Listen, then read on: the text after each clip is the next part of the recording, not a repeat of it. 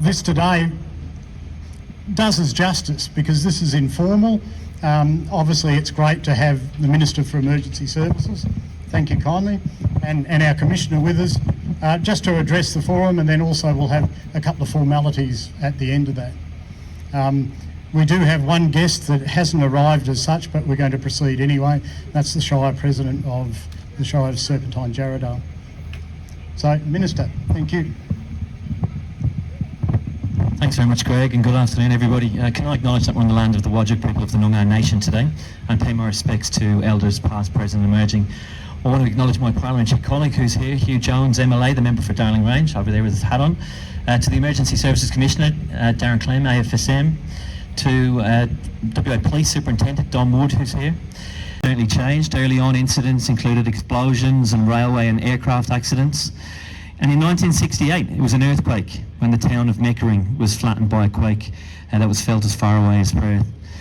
We can all probably remember 2010 when a dramatic hailstorm struck Perth, causing mudslides in the hills and on the edge of the city, leaving property damage estimated at $1 billion. And of course, it was the SES who were out there in droves helping the community get back on their feet as quickly as possible.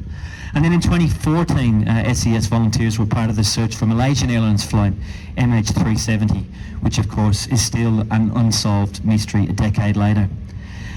In January last year, more than 120 volunteers were deployed to assist during the devastating floods across the Kimberley in my part of the world, and I was very grateful to have many SES volunteers from around the state. About the history of the SES, and it is amazing how iconic the orange overalls are. To think that you actually started with blue overalls, and it's often great to look back through the history of things and work out exactly, and I'm waiting for Greg to tell me why it started off in blue overalls and we've ended up in orange, Greg.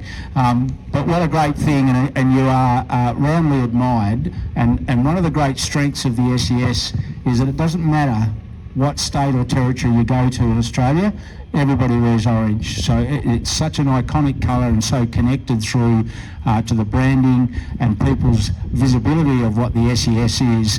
The real strength of it is not only the people that make up the volunteering and the paid workforce within the SES nationwide, but the fact that it's orange and it stands out and everybody knows what it means. And so one of the state emergency services and their commitment to keeping their community safe is incredibly fantastic, and something I think you should be very proud of.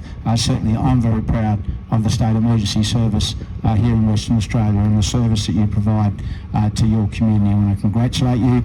65 years, Greg and I did talk earlier in the year about whether we were going to have an event or not this year. We're really proud to be able to support you to have it, and I hope you have a great day. I'd also like to take the opportunity today to hand over a set of keys to Greg for the troopy that's behind me. Well, you can take my photo as well if you want. The association approached us around about a year ago as the troopies start to cycle out of the fleet. They wanted to make sure they could get their hands on one of the oldest ones, so that they could put that in with some of the other heritage type equipment that they've got, I believe up at Belmont at the regional office. Is it? Yes. So I've got a set of keys here. Apparently, Greg tells me it's going up to Belmont, to the regional office, going to get put up on chocks, and there's going to be a bit of work done and one thing or another. But it is, we all know, I certainly know, and SES volunteers tell me, and I know the Minister, they tell him as well about, how iconic the SES troopy is and how much it is part of what people see SES volunteers do. So as these SES troopies get replaced, it's great to take out one of the more older ones, put it into the heritage fleet.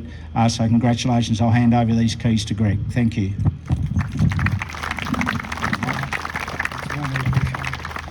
McNamara, Bernie's wife, who is here. During this time, he was heavily involved in Tropical Cyclone Hazel and the 1980 floods in Carnarvon, which also generated major media interest as well. In his role, Bernie was responsible for training and equipping Carnarvon, Exmouth, Coral Bay SES units.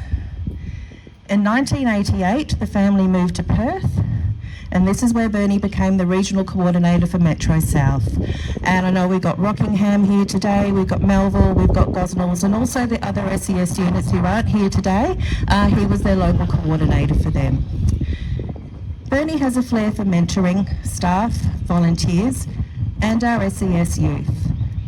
He has the ability to give people clear direction, sound advice, and he was also a member of the SES peer support group as well.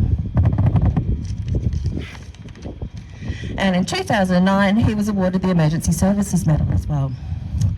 His career achievements, and we as a family are humbled and honoured, thank you Flies, for the Youth Award for Canberra, and for Bernie to be recognised as a figurehead for this really fantastic opportunity for our youth as well.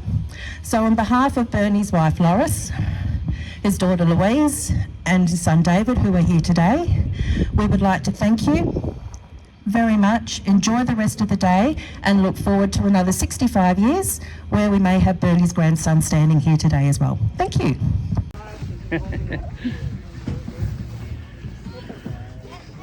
Where's May? Oh, there she is. Hello, May. Hello, Helen. What are you after?